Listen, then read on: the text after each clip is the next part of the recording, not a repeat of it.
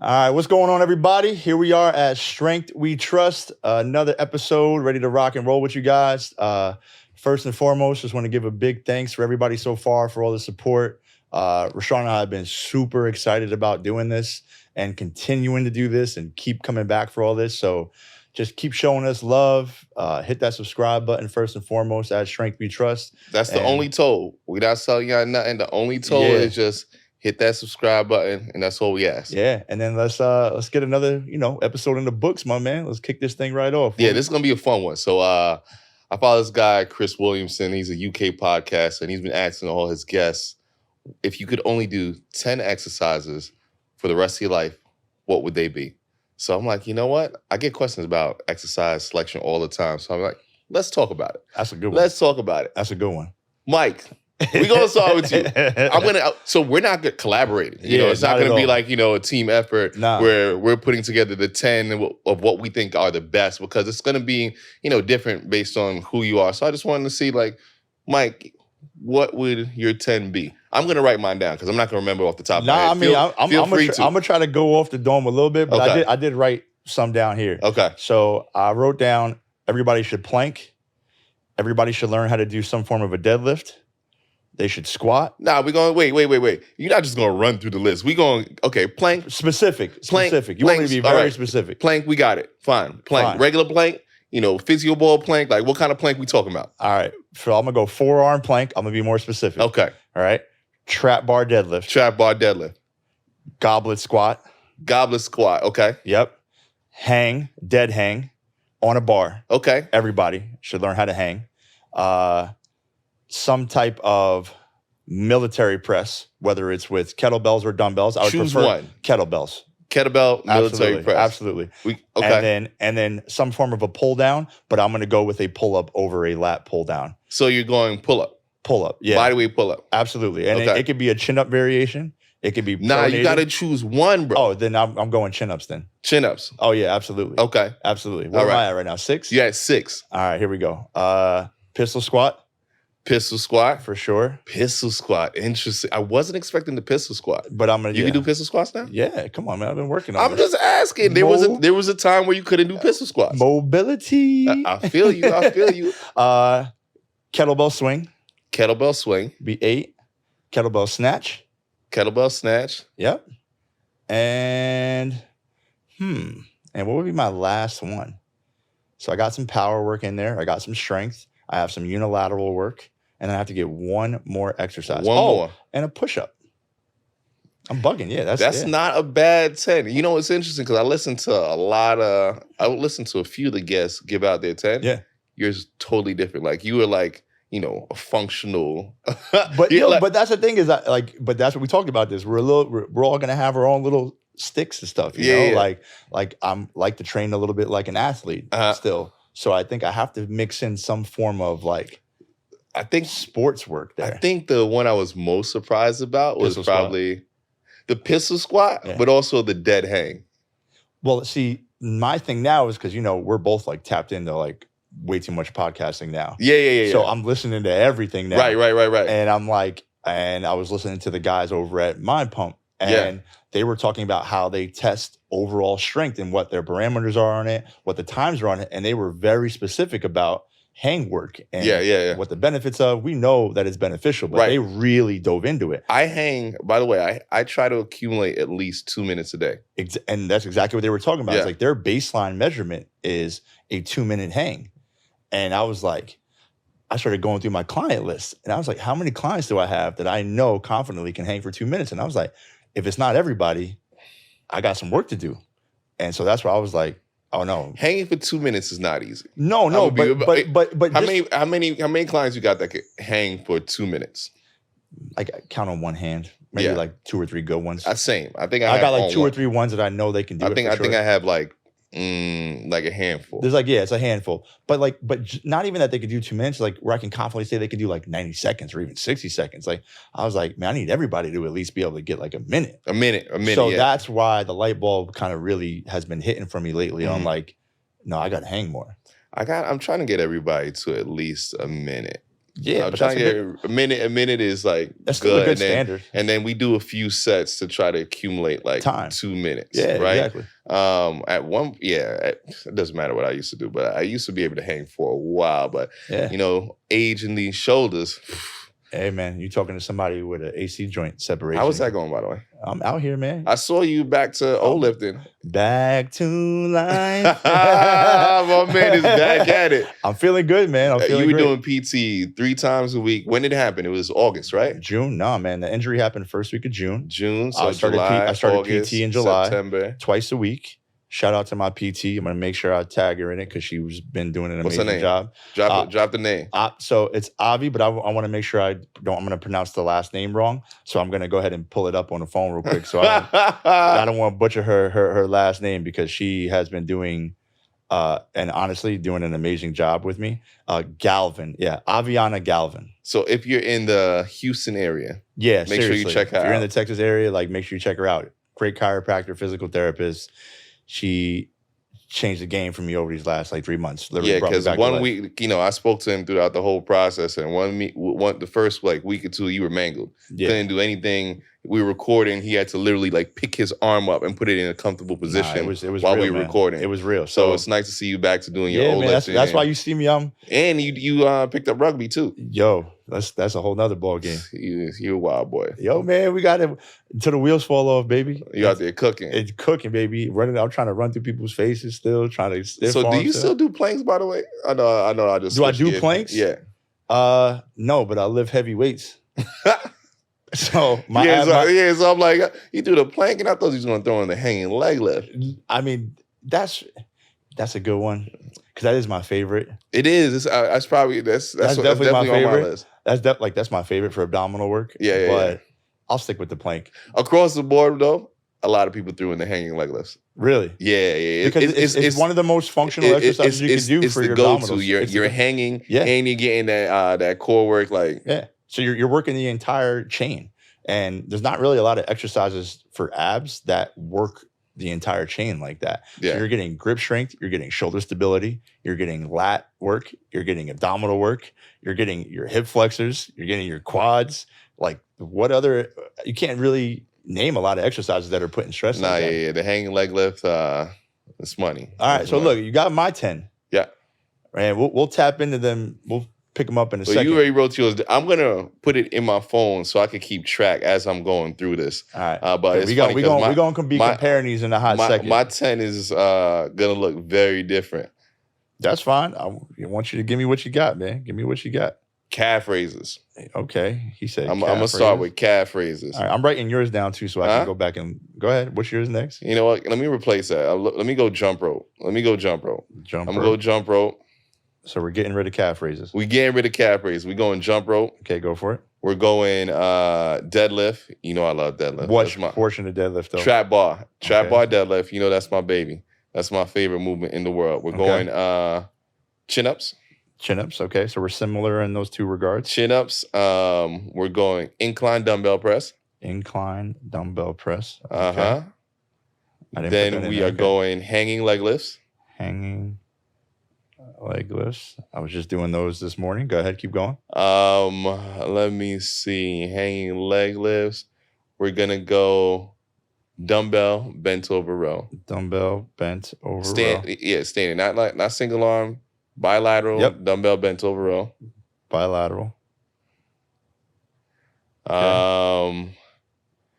We're going front squat. Front squat. Okay. So what? Barbell. You know what? We're gonna go kettlebell front squats. Okay. That gives me a little bit more flexibility. Mm-hmm. I could do 2 of them. Yep. Yeah. You can work unilateral variation. You can work bilateral variations. Kettlebell front squat. Yep. What do we got? We got some calf work. We got some deadlifts, hammies. You need 3 exercises. Chin-ups, incline. We're gonna go tricep push downs. Okay. I got to. You know, listen. This is some game right here. Your triceps are 2/3 of your arm. You want big arms? blast your triceps. They always talking about, do your bicep curls for the girls. Like, nah, do your triceps, man. Do your triceps. Blow them out. If you want to fill out the back of your shirt and you want to make sure the arm on the back of your shirt is tight to your arm, do your triceps. Do your tricep work. Tricep push downs. Push-ups. Can't forget those. Yep. And what we got? What we got here? Oh, leg press. And leg press. Leg press. I think I'm done. Okay, and that's 10. I'm done. That's 10. Yeah. Okay. Yeah, I'm done. So what I would like to tap into now is, first off, the ones that we agree on. Yeah. Because then we're of course going to have some symmetry there, right? So I would like to not just tap in first so people understand why we chose those certain ones that we did the same, right? So I think the first one that we chose that was the same was the trap bar deadlift. Now, I do believe the reason why we both chose that is we both understand the overall stress that it puts on the body and why it's so beneficial and why it should be done no matter where you're at in your programming or where you started at in strength training. You should always find a way to get yourself inside that trap bar. Yeah, like that hip hinge is so crucial.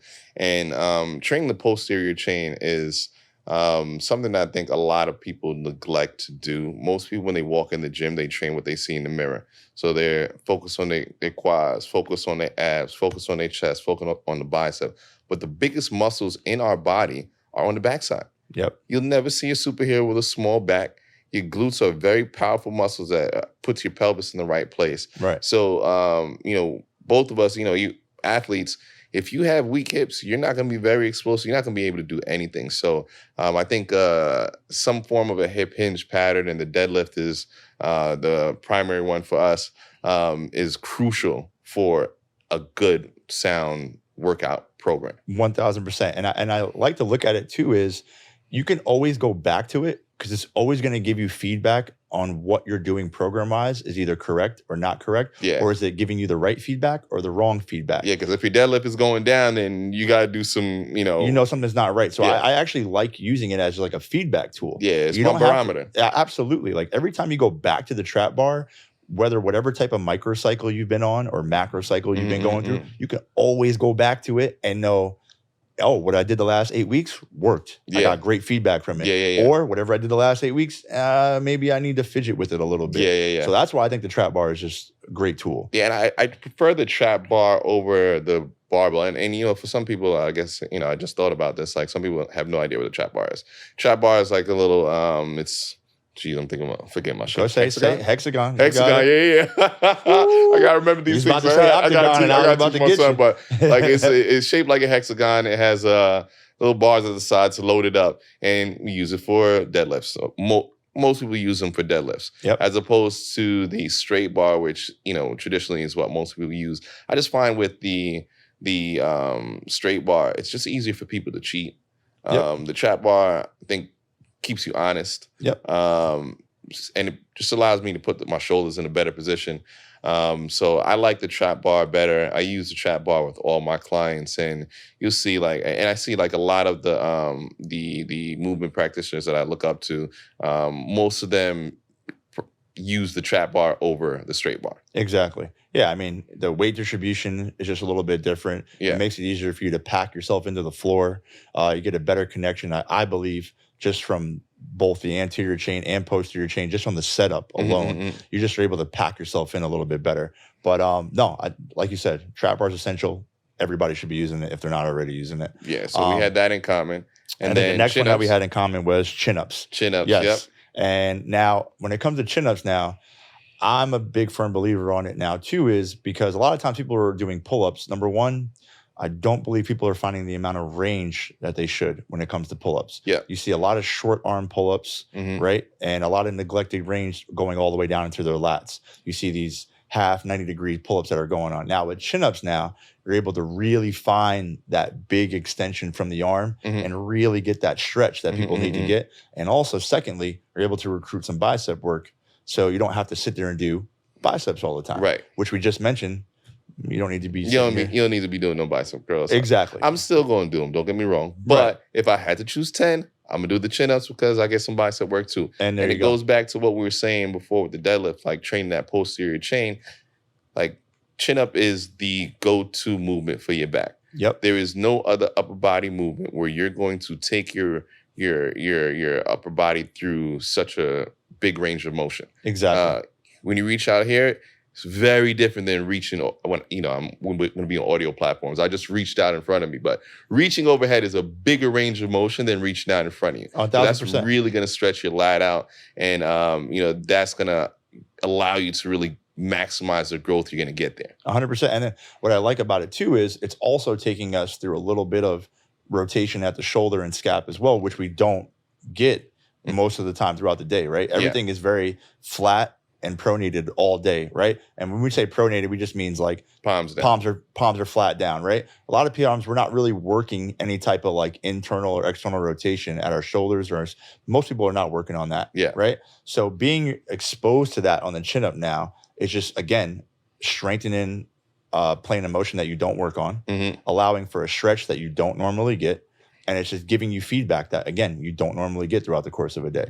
So a huge tool that we should continue to use. Now, the next one I think we agreed on was front squatting, right? With the kettlebell. Goblet squats, Right. So when we say like goblet squats or front squats or things of that nature, you're just loading yourself on the anterior or front side of your body, right?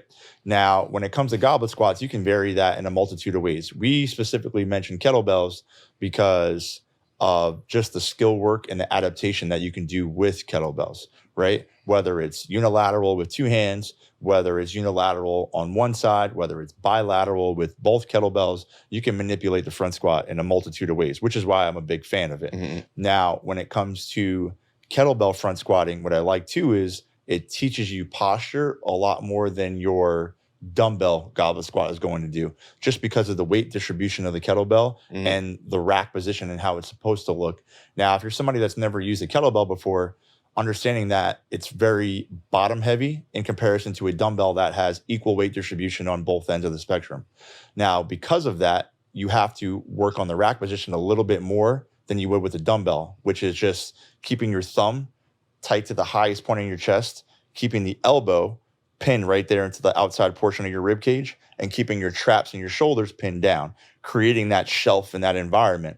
That feedback alone is already putting That's core work. You could just stand there and hold that kettlebell, and that's work. And that's work. By the way, there is going to be a learning curve, because if you're not used to having that kind of weight sitting on your forearm, it's going to hurt. But, you get through that. And that comes with the territory with just practice and repetition. But again, what we've spoken about before is like that proprioceptive environment. And kettlebell front squatting does that. It is forcing you to create action at your stomach that you just don't get anywhere else. Yeah, because when you do I see people doing the dumbbell squats, the dumbbell goblet squats, like their elbows are flying out. Like it's not this. You can't get away with that with the kettlebell, especially you get to a certain weight. You can't let your elbows pop out because you won't be able to hold that weight. Exactly. You gotta keep that in super tight so it becomes almost like it's a part of your body. Yes. And then you can really move on to heavier weight. Yeah. But if you don't master that, then you just won't get far. Yeah, that's why it's so cool, because like you can get stronger within it.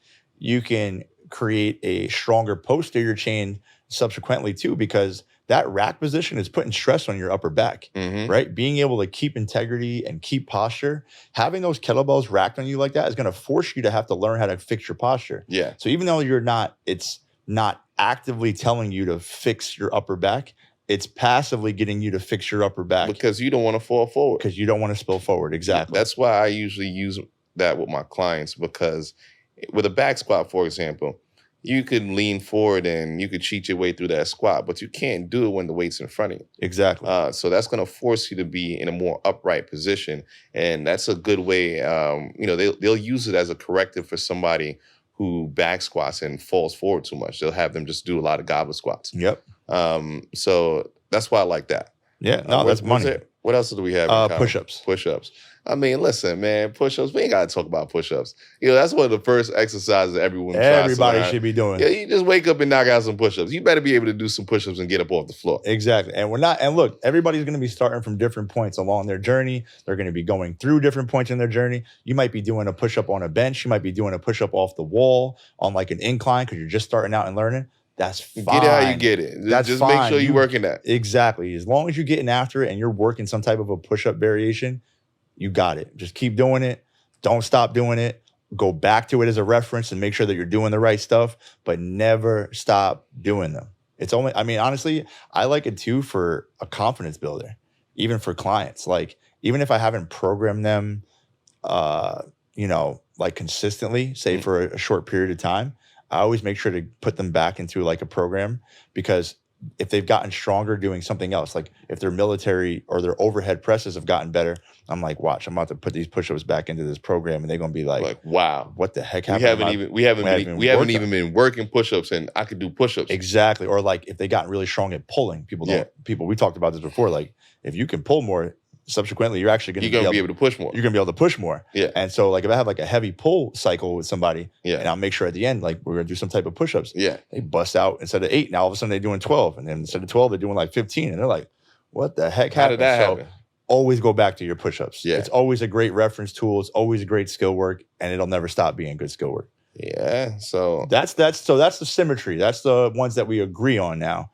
Now, the ones that I believe that I had on my own where we differ is like the skill work now. This is where we get a little different. So I like to personally train a little bit more like an athlete. So the kettlebell swing and the kettlebell snatch for me are just really good essential tools that I don't think I'm ever going to stop doing. Yeah. And a lot of my clients they're not going to stop doing it either. Yeah. Right? That's fair. Yeah. So now when it comes to the kettlebell swing, why I'm such a big fan of it, right, is it takes what you learn from a strength perspective on the trap bar, which we mentioned earlier, and now it puts it to use. So now you're able to use all that development and all that connection that you made on the trap bar, and now you're able to use it to perform a skill, which is your kettlebell swing, right? Which is essentially just taking a load off the floor, being able to tie it tight through your hips, and then drive it up through out in front of you. Usually I would say about eye level is what we're aiming for. Yeah, I mean, it's an explosive deadlift. There you go. It's an explosive deadlift. Now you're expressing that strength that you built through your training in a more dynamic way. There you go. I like kettlebell swings, but it just wasn't going to be in my 10. It's not going to be in your 10, right? I mean, don't get me wrong. Like, I'm going to do athletic stuff outside of my training, but if I'm choosing 10 exercises to be part of my regular program, that would be it. There you go. That would be it. All right. And so now for one that was different, what was one that you had that I didn't have? Jump rope. So you got me on that one. I know, because if you thought about it, I know you probably would have put it in. Yeah, because I'd jump rope, man. I'd be on it. Yeah, jumping rope, like it requires coordination. It's gonna work these baby calves I got. Let's make sure they respond and doing what they're supposed to be doing.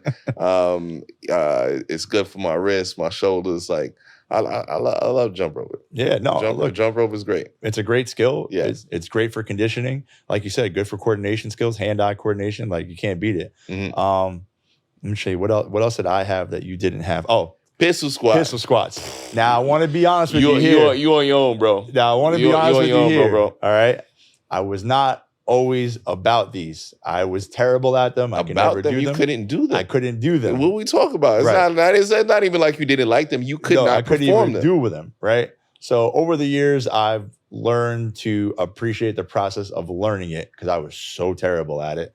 And what was it for you was it ankle mobility? What was it? Oh, it's definitely ankle mobility. But that's just years of football.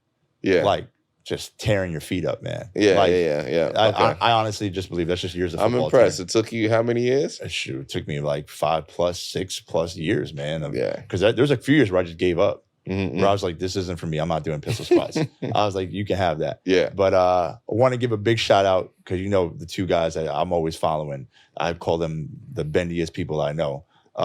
Pause. But Mike Jock and Lucas Ware. Yeah.